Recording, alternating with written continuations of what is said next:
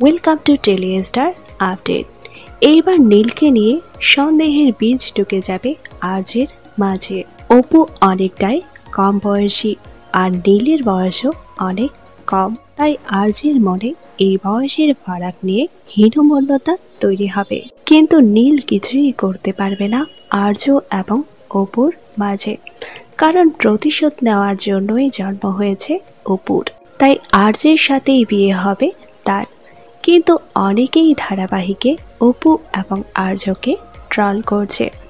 অনেকেই অপুকে বলছে gold digger, আবার আর্যকে বলছে সুগার ডেডি।